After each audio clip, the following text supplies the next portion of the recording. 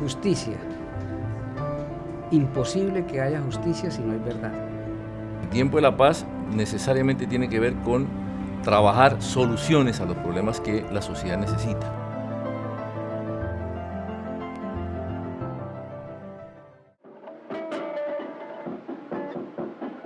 En la medida que la sociedad pueda estructurar soluciones, que pueda discutir los problemas, que pueda crear un nuevo consenso en la búsqueda de soluciones, que las soluciones interpreten a todos los sectores de la sociedad, no solamente a una parte, sino a la diversidad de Colombia. Entonces el tiempo va a requerirse para estructurar soluciones, analizar los problemas y crear un nuevo consenso. ¿Cuánto tiempo nos lleve? Ese tema vamos a discutirlo en la primera etapa del proceso, donde se analice con todos los sectores de la sociedad de qué manera quieren participar, quiénes van a participar, en qué temáticas quieren participar y sobre todo que podamos estructurar una lógica donde el proceso nos lleve a desarrollar un gran diálogo nacional. Una solución política es el reconocimiento que la sociedad vive un conflicto que lo ha llevado a la confrontación militar. Quiere decir que no ha tenido la capacidad de tramitar correctamente los conflictos. O sea, es un conflicto mayor, o sea, se pasó a una confrontación militar producto de que la democracia no funciona bien y no sabe tramitar sus conflictos. Entonces, eso lo llevó a la confrontación militar. Entonces, se requiere de una gran reflexión. Es la diferencia entre un pliego de peticiones, ¿sí?, o una lucha de la organización social con un Estado.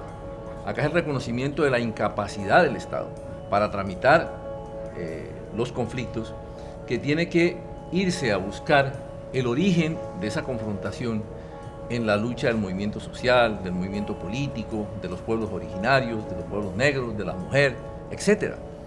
Entonces, se requiere reconocer que en Colombia funciona mal la democracia, que no hay democracia, y por lo tanto se requiere una manera diferente de tramitar los conflictos, de reconocer la diversidad de Colombia, que habemos pobres, que habemos marginados, que hay trabajadores, que hay desplazados, que hay víctimas, etcétera, etcétera. De esa identidad de la diversidad y de no saber tramitar los conflictos, tiene que nacer un nuevo consenso, que es lo que pensamos. La solución política abre una tremenda posibilidad de generar un proceso de democratización para que Colombia se direccione hacia una democracia moderna.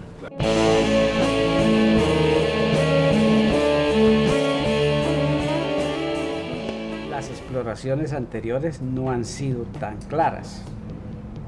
Usted se acuerda, hubo un proceso aquí en el año 91, se hizo una nueva constitución, van más de 30 ajustes a esa constitución y todos esos ajustes son en función de las transnacionales.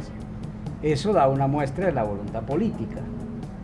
Y acuerde que las constituciones son tratados de paz, para mencionar la inmediatamente anterior. Entonces, si esta que viene va a tener éxito, lo va a dar es el empoderamiento que tenga la sociedad.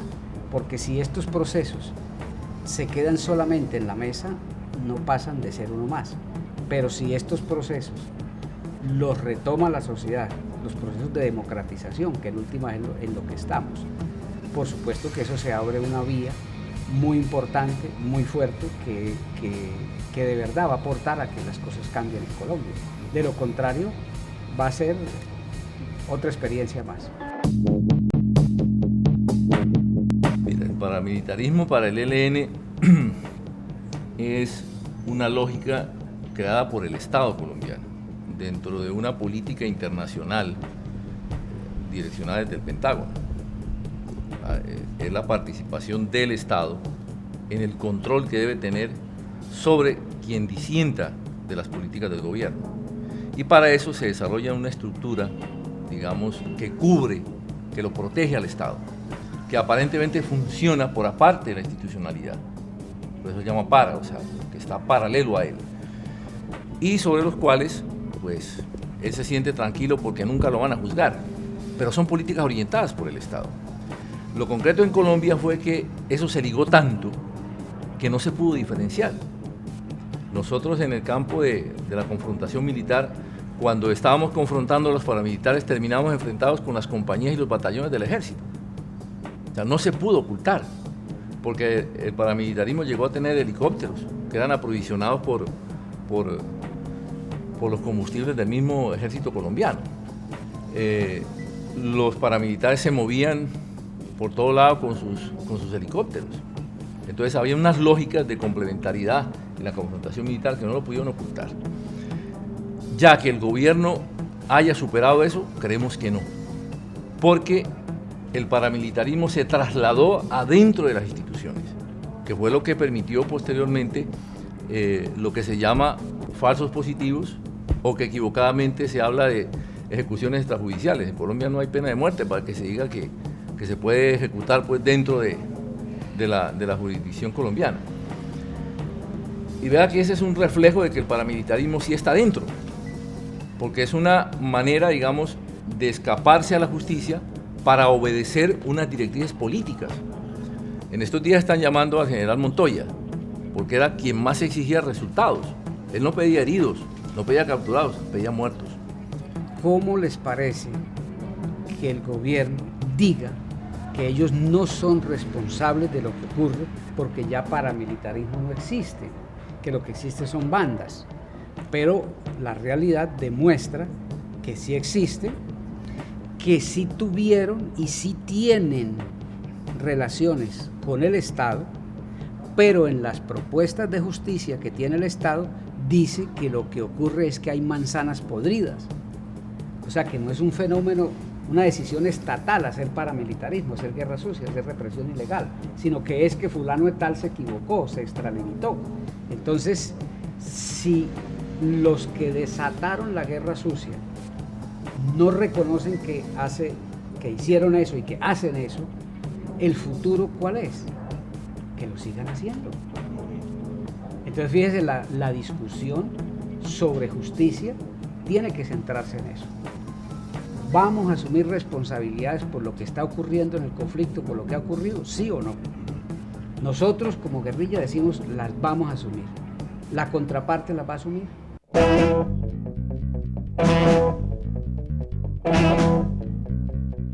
El Pentágono, el Departamento de Guerra de Estados Unidos, dijo, la guerrilla está sentada es gracias a mi diseño de guerra que apliqué en Colombia. Entonces, ¿ellos hacen la guerra para qué? A ver, tomemos ejemplos. ¿Cuál es el departamento que tiene más tierra productiva en Colombia? El Bichada. ¿Cómo fue el modelo de guerra en el Bichada?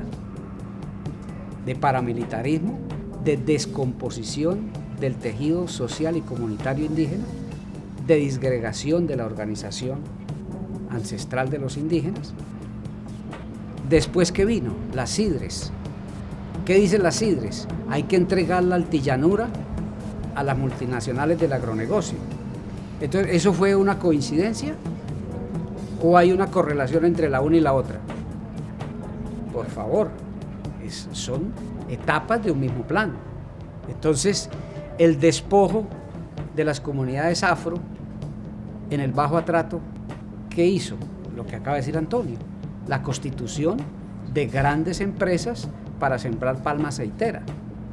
Entonces, primero vino el paramilitarismo, la expulsión de las comunidades negras, el apropiamiento de los paramilitares de esas tierras, vendérselas al agronegocio y asociarse con ese capital extranjero, y hoy lo que hay es una mezcla entre ese capital extranjero y los testaferros de los paramilitares que expulsaron las comunidades negras. Entonces, ese modelo es la prueba, porque eso hay que probarlo, de que primero vino la guerra sucia, hubo la destrucción de todo el tejido social en Colombia, sobre todo en las zonas de la oposición revolucionaria, y después vinieron los grandes proyectos de palma aceitera, de caucho, de cacao, del agronegocio.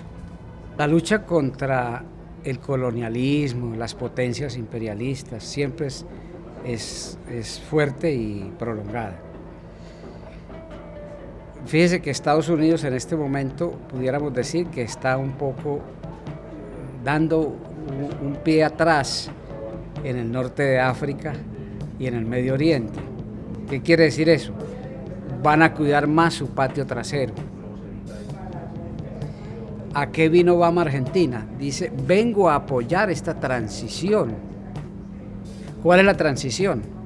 Todas las medidas progresistas y democráticas, revertirlas. Ese es el mensaje. Ahora yo le digo una cosa. Nuestros campesinos dicen que llueve y escampa. Y los pueblos luchan.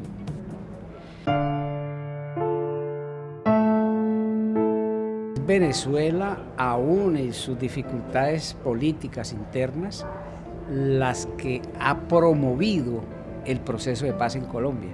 No es el proceso de paz de Colombia el que apoya la situación de Venezuela, es desde el presidente Chávez. Él jugó un papel muy activo. Gracias al presidente Chávez vino por primera vez la FARC a un proceso que lo inició con el expresidente Uribe y después se continuó ahora en La Habana. Y gracias al presidente Chávez comenzó este proceso exploratorio con Santos en la sede de la Cancillería en Caracas. Entonces, escuchamos a los distintos sectores de Venezuela que dicen la paz de Colombia es la paz de Venezuela y por eso le apostamos. Esto no se trata de una negociación entre el gobierno colombiano y la insurgencia, sino que debemos apuntar a cómo se cambia la forma de hacer política en Colombia.